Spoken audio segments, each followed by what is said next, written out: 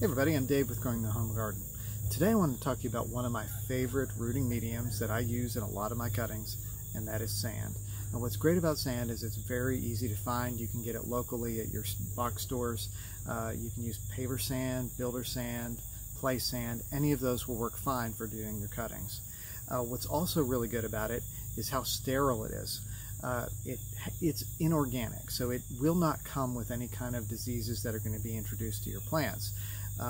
And if it does end up getting something in it, you can clean it later by using boiling water on your sand, or possibly using a bleach and water solution in your sand and then rinsing it out really well afterward.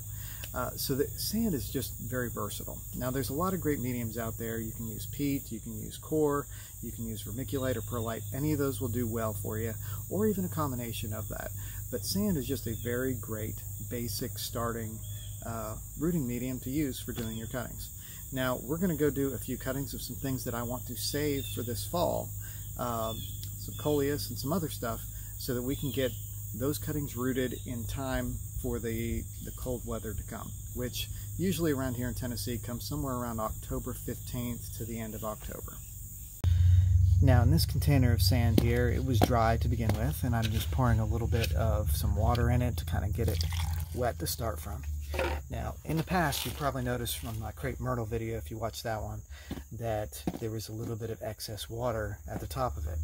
All you got to do is drain that water out. I currently don't have holes in this container, and sometimes I don't put holes in my containers because I want them to retain that moisture when they're doing cuttings.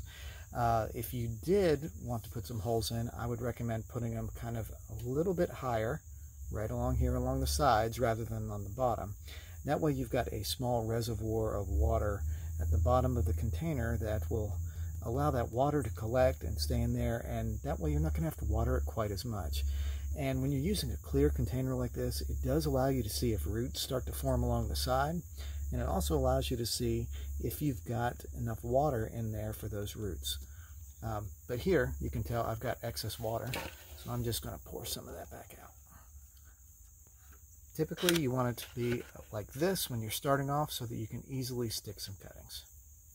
So you can see here I've got a variety of coleus, and I'm just going to take a little cutting off of it like that. That is plenty. It's about a 3-inch piece of material here. We're going to pull off all the lower leaves. And just so you know, coleus is one of the absolute easiest plants in the world to make cuttings of and get them to root successfully.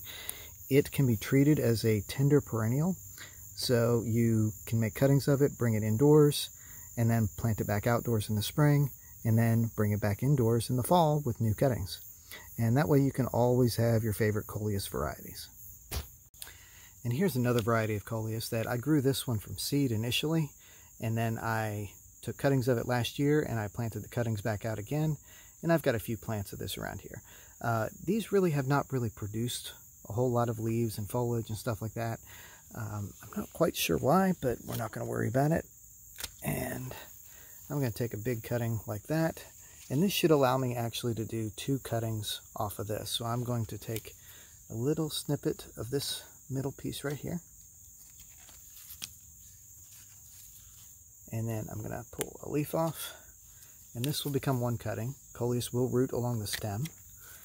And then the other one, I'm going to pull a lot of these leaves off right there, and you see here there's a flower bud forming, so I'm going to pinch that out, and I'm going to pull this leaf off as well and just leave 1, and that will be plenty of material for the roots to form.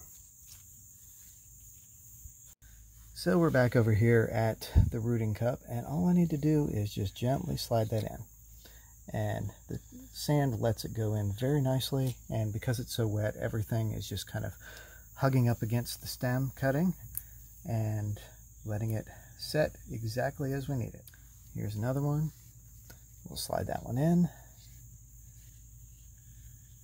just like that. I'm not using any rooting hormones for this because coleus is one of those plants that just never requires it. It is a very easy to root plant, as I mentioned before. It's a great starter plant too. It will root in water. You can do it just fine that way. But I find that rooting in a medium of some sort that is opaque, doesn't allow the light to go in, actually creates a better rooting system, and they transplant better later. Here's another great plant that you can use in sand. This is basil. This is one of those dark opal purple basils, and it is as easy to root as coleus. No rooting hormone needed. We just do basically the same thing. I'll just make a few cuts,